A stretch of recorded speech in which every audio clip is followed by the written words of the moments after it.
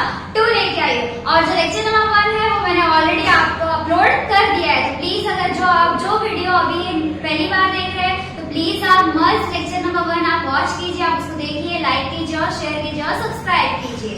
तो बिना कोई टाइम वेस्ट किए मैं स्टार्ट करती हूँ लेक्चर नंबर 2। लेक्चर नंबर 2 है जिसका टॉपिक है important present day diseases.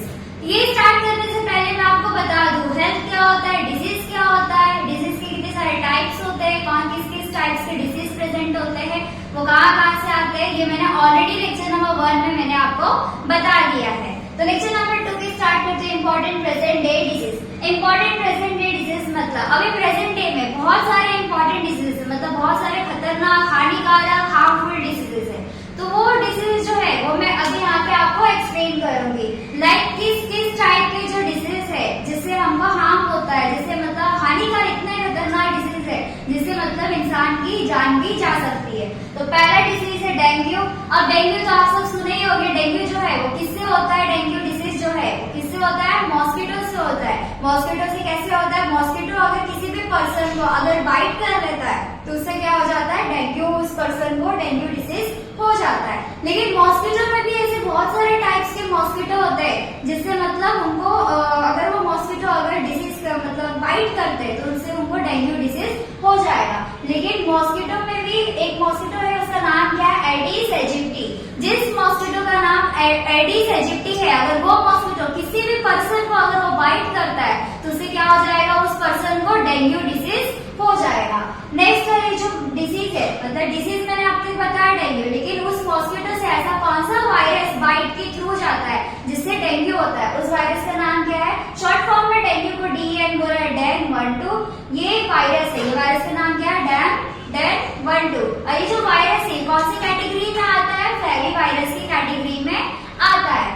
Next अगर मैं इसके सिम्टम्स के बारे में बात करूँ तो इसके सिम्टम्स क्या है, हेडेक, वॉमिटिंग और एक्यूट फीवर। हेडेक हो जाता है, जिस पर्सन को डेंगू होता है तो उसको सबसे ज्यादा हाई अमाउंट में हेडेक होता है और जो आपकी जो पुतलियां होती है उसमें भी सबसे ज्यादा दर्द होता है, तो हेडेक होता है। नेक्स्ट है वॉमिटिंग, हाई अमाउंट में वॉमिटिंग होता है पर्सन को।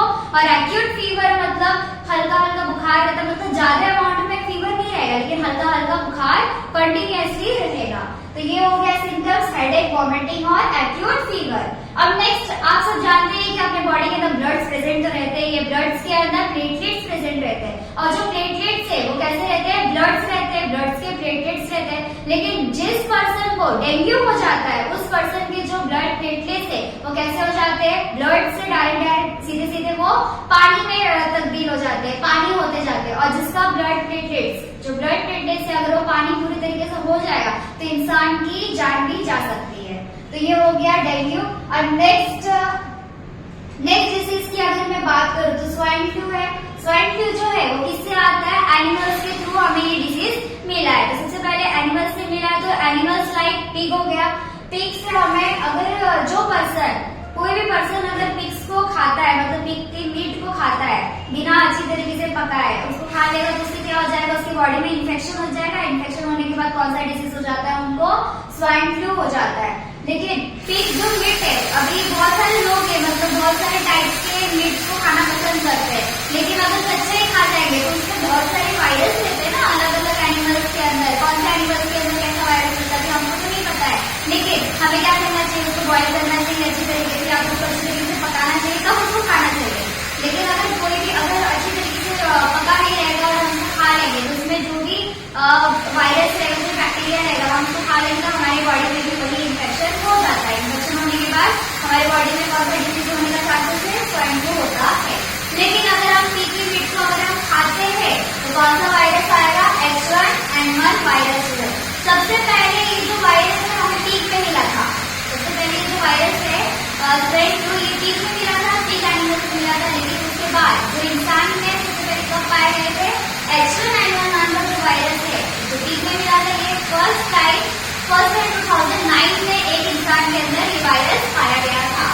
तो ये हो गया स्वाइन फ्लू। और स्वाइन फ्लू के अगर मैं सिम्टम्स के बारे में बात करूँ तो क्या है, पहला इन्फेक्शन होता है पूरी बॉडी में, मीट खाने के बाद मतलब इचिंग हो जाता है, इरिटेशन होता है पूरी बॉडी में, इन्फेक्शन हो जाता है। और नेक्स्ट है नोज और थोराइड, मतलब नोज में भी इन्फेक्शन होता है, थोराइड में भी इन्फेक्शन हो जाता है, खसखस होता है गला। तो ये होता है स्वाइन फ्लू के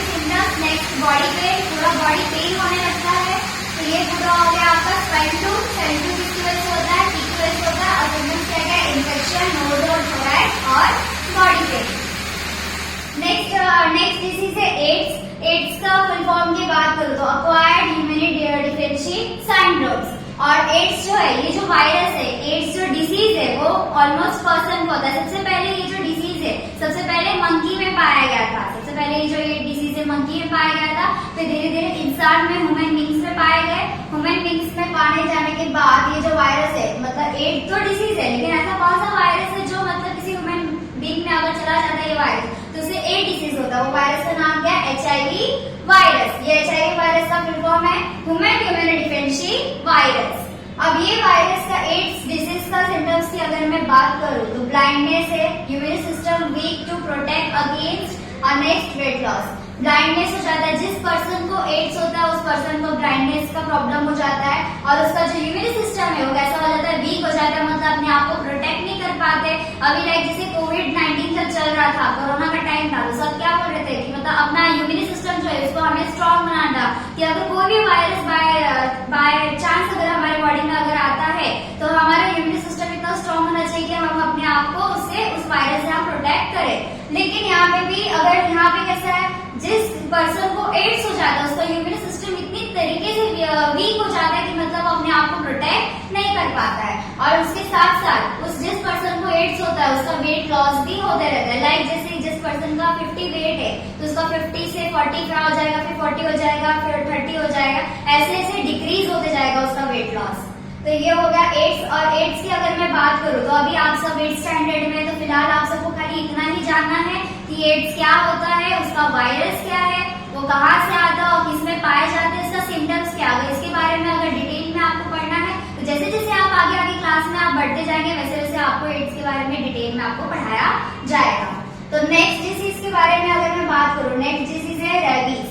नेक्स्ट डिसीज रेबीज। जैसे कि स्वाइन फ्लू में मैंने आपको बताया कि हम एनिमल्स को खाते हैं तो उससे हमें इन्फेक्शन होता है, उससे हमें स्वाइन फ्लू होता है, लेकिन यहाँ पे टोटली अलग है, पूरा चेंज है। रेबीज जो डिसीज है, ये डिसीज कैसे आता है?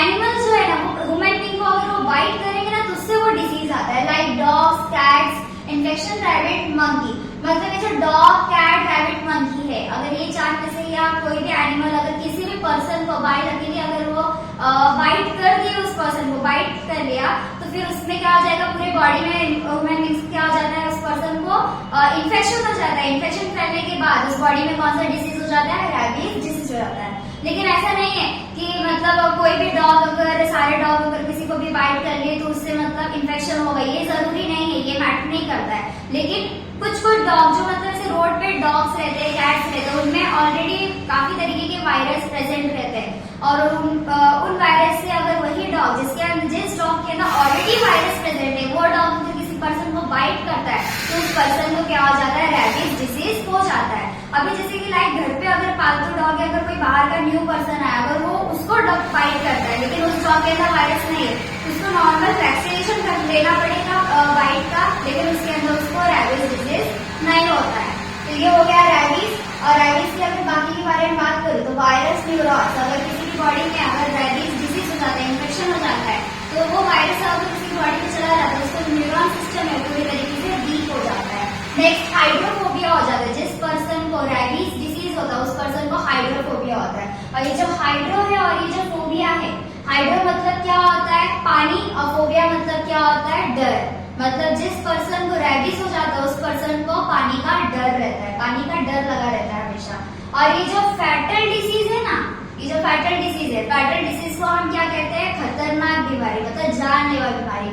ये जो रैबिज डिसीज है ना, इससे मतलब कितने % की जान भी जाती है। ओके।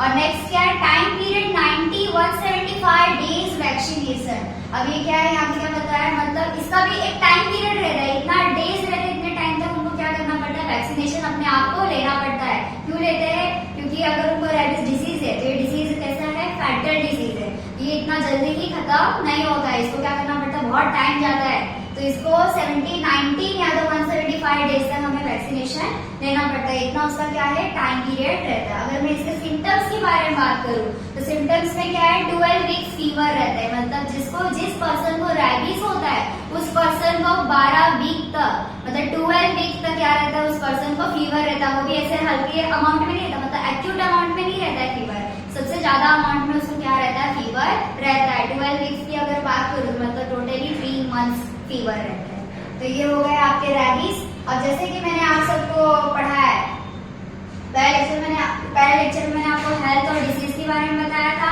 और जो सेकंड लेक्चर है मैंने इंपॉर्टेंट प्रेजेंट डे डिजीज के बारे में बताया। मतलब अभी जो प्रेजेंट डे में जो डिजीज चल रहे हैं अभी, लाइक जैसे कि कोविड-19 या कोरोना की बात जो अभी जो आया है ऑलरेडी बीत चुका है, अभी तो इतना जल्दी नहीं आएगा, 2-3 साल लगेंगे, फिर उसके बाद भी बुक में आने लगेंगे कोविड-19 और कोरोना के बारे में बच्चे पढ़ने लगेंगे। फिलहाल अभी तो इतना ही दिया है। तो डेंगू है, डेंगू जो है वो किससे आता है, किसकी वजह से डेंगू होता है? मॉस्किटो अगर किसी पर्सन को बाइट कर लेता है तो उससे क्या हो जाता है, डेंगू डिसीज हो जाता है। लेकिन मॉस्किटो भी ऐसा कौन सा मॉस्किटो जो बाइट करेगा जिससे डेंगू होगा, उस मॉस्किटो का नाम क्या है? एडिस एजिप्टी नाम है। और ये मॉस्किटो का जो बाइट करता है उस वायरस का क्या नाम है? डेंगू। और जो वायरस है वो कौन सी कैटेगरी में आता है? फ्लैगी वायरस की कैटेगरी में आता है। और इसके सिम्टम्स की अगर मैं बात करूं तो जिसको डेंगू होगा उसको कौन से सिम्टम्स होंगे? एक तो हेडेक होगा, दूसरा वॉमिटिंग होगा, तीसरा एक्यूट फीवर रहेगा, मतलब हल्का फुल्का बुखार रहेगा लेकिन रहेगा बुखार। नेक्स्ट क्या है? ब्लड प्लेटलेट्स, मतलब जो ब्लड है उसके अंदर क्या रहते हैं? प्लेटलेट्स प्रेजेंट रहते हैं। कैसे प्लेटलेट प्रेजेंट रहते हैं? मतलब मिलियन अमाउंट में प्लेटलेट्स प्रेजेंट रहते हैं। जिसको डेंगू होता है अगर वो ब्लड प्लेटलेट्स अगर पानी में तब्दील होते हैं, पानी में अगर कन्वर्ट होते हैं तो उससे क्या हो जाता है? इंसान की डेथ होने की चांसेस बढ़ जाती है। तो ये हो गया डेंगू। और नेक्स्ट की बात करूं तो स्वाइन फ्लू। स्वाइन फ्लू जो है वो हमें एनिमल से मिलते हैं। एनिमल से कैसे मिलते हैं? अगर एनिमल को हम खाते हैं, मतलब मीट खाते हैं, पिग जो है पिग से मिलता है। पिग से सबसे पहले ये वायरस आया था, H1N1 नाम के वायरस आया था। तो वो वायरस को डिजीज में क्या बोला गया है? स्वाइन फ्लू बोला गया है। और किससे मिलता है? पिग से मिलता है। फिर कुछ टाइम बाद 2009 में एक पर्सन ने पिग खा लिया था, तो उस पर्सन के अंदर ये H1N1 नाम का वायरस उसमें पाया गया था। तो उसके बाद से ह्यूमन बींग्स में भी मतलब ये वायरस फैलने लगे। फिर इसका सिम्टम्स है, मतलब जिस पर्सन को अगर स्वाइन फ्लू हो जाएगा तो उसका सिम्टम्स क्या क्या रहेगा? फर्स्ट तो इन्फेक्शन होगा पूरे बॉडी में, ईचिंग होगा, इरिटेशन होगा। नेक्स्ट नोज और थोराइड में क्या हो जाता है? इन्फेक्शन होता है, मतलब बहुत सारा खसखस करेगा गला, ऐसा वैसा होगा। और नेक्स्ट क्या है? बॉडी पेन, मतलब पूरा जो बॉडी है वो क्या होगा? दर्द होगा, मतलब पूरा बॉडी पेन होगा। ये हो गया आपका स्वाइन फ्लू। और नेक्स्ट डिसीज की अगर मैं बात करूँ तो एड्स है। एड्स जो अभी आपको बस इतना ही जानना है कि एड्स क्या होता है, उसके सिम्टम्स क्या होते हैं। बाकी अगर इसके बारे में अगर आपको डिटेल में जानना है तो आप जैसे जैसे आगे क्लास में जाएंगे वैसे ही आपको डिटेल में पढ़ाया जाएगा। तो नेक्स्ट एड्स का फुल फॉर्म है एक्वायर्ड इम्यूनो डिफिशियंसी सिंड्रोम्स। और ये जो एड्स है वो ऐसा कौन सा वायरस है जिससे जहाँ पे ये वायरस प्रेजेंट होगा किसी बॉडी के अंदर तो उसको एड्स डिसीज हो जाता है। उस वायरस का नाम क्या है? HIV virus. HIV वायरस का फुल फॉर्म क्या है? Human immuno deficiency virus. और इस एड्स डिसीज के अगर सिम्टम्स के बारे में बात करूँ तो क्या है? Blindness, immune system weak to protect against and weight loss. मतलब जिस पर्सन को एड्स रहेगा उस पर्सन को क्या रहेगा? एक तो ब्लाइंडनेस का प्रॉब्लम रहेगा, दूसरा उसका जो इम्यून सिस्टम है इतनी तरीके से वीक रहेगा, मतलब वो अपने आप को बॉडी में प्रोटेक्ट कर नहीं पाएगा। नेक्स्ट उसका जो वेट है, वेट क्या होगा? हमेशा डिक्रीज होते जाएगा, मतलब वेट लॉस होते जाएगा। ये हो गया एड्स। और नेक्स्ट डिसीज के बारे में बात करूँ तो डिसीज है रैबीज। रैबीज जो है वो ऑलरेडी हम लोग को एनिमल से मिलता है, ह्यूमन बींग्स में एनिमल्स के थ्रू आता है। ये जो रैबीज है, मतलब रैबीज जो डिसीज है वो कौन से एनिमल से मिलता है? Dog, cat, rabbit, monkey. अगर ये 4 एनिमल्स अगर किसी भी पर्सन को अगर बाइट कर लेते तो उनसे क्या हो जाता है? पूरे इंसान की बॉडी में क्या हो जाता है? इन्फेक्शन हो जाता है। इन्फेक्शन होने के बाद कौन सा डिसीज के चांसेस रहते हैं? रैबीज के चांसेस रहते हैं। और रैबीज जिसको हो जाता है, ये वायरस अगर किसी पर्सन को हो जाता है मतलब रैबिट डिसीज हो जाता है तो उसका जो न्यूरॉन सिस्टम है, न्यूरॉन सिस्टम पूरी तरीके से वीक पड़ जाता है, मतलब जो नर्व सिस्टम है वो नर्व्स जो है वो काम करना बंद कर देते हैं। नेक्स्ट उस पर्सन को क्या हो जाता है? हाइड्रोफोबिया हो जाता है। जिस पर्सन को रैबीज डिसीज होता है उस पर्सन को हाइड्रोफोबिया हो जाता है। हाइड्रो मतलब पानी, फोबिया मतलब डर, मतलब उस पर्सन को पानी का डर रहता है। Next fatal disease. ये जो डिसीज है इस डिसीज को हम क्या बोलते हैं? फैटल डिसीज बोलते हैं। फैटल डिसीज मतलब जानलेवा बीमारी, मतलब जिस पर्सन को रैबीज हो जाता है उस पर्सन का जानलेवा मतलब जान भी जा सकती है, इतनी खतरनाक बीमारी है ये। Next time period 90-175 days vaccination. अगर इसका प्रिवेंशन की अगर मैं बात करूँ इस डिसीज के, तो इस डिसीज से अगर हमको मतलब पीछा छुड़ाना है तो ऑलमोस्ट कितने दिन तक हम लोग को वैक्सीनेशन लेना पड़ता है? या तो 90 डेज तक या तो 175 डेज तक हमको वैक्सीनेशन लेना पड़ता है। इसका एक लिमिटेड टाइम पीरियड है। नेक्स्ट उसके अगर मैं इसके सिम्टम्स के बारे में बात करूँ, सिम्टम्स क्या है, 12 वीक्स फीवर रहता है। मतलब जिस पर्सन को रेबीज हो जाता है उस पर्सन को 12 वीक्स तक क्या रहता है, फीवर। मतलब 3 महीने तक, मतलब 3 महीने तक क्या रहता है, उस पर्सन को फीवर रहता है। वो भी ऐसे हल्के फुल्के अमाउंट में नहीं रहता, हाई अमाउंट में क्या रहता है, फीवर प्रेजेंट रहता है। तो अब तक मैंने आप सबको डिजीज के बारे में बताया, 4 डिजीज बताए हैं कि डिजीज में कौन से टाइप्स के सिम्टम्स रहते हैं और डिजीज मतलब कैसे आए, उसमें कौन से वायरस रहते हैं, इतना मैंने आपको एक्सप्लेन किया है। और फर्स्ट लेक्चर में मैंने ऑलरेडी ये वीडियो मैंने फर्स्ट लेक्चर का अपलोड कर दिया है। इसके पहले का जो मैंने पढ़ाया है, हेल्थ क्या होता है, डिजीज क्या होता है, और ये लेक्चर से रिलेटेड अगर आपको किसी भी टाइप का अगर डाउट है तो आप प्लीज कमेंट कीजिए। और ये वीडियो प्लीज आप स्टार्टिंग से देखिए, बीच में आप स्टॉप मत कीजिएगा, ये लेक्चर बहुत इंपॉर्टेंट है। और प्लीज आप लाइक कीजिए, सब्सक्राइब कीजिए और अपने फ्रेंड्स को भी आप प्लीज शेयर कीजिए। और प्लीज आप इसी तरीके से आप सपोर्ट कीजिए, फिर ऐसे इसी तरीके से मैं आपके लिए नए नए वीडियोस लेके आती रहूंगी। और अभी लेती हूँ मैं अलविदा, बाय, थैंक यू।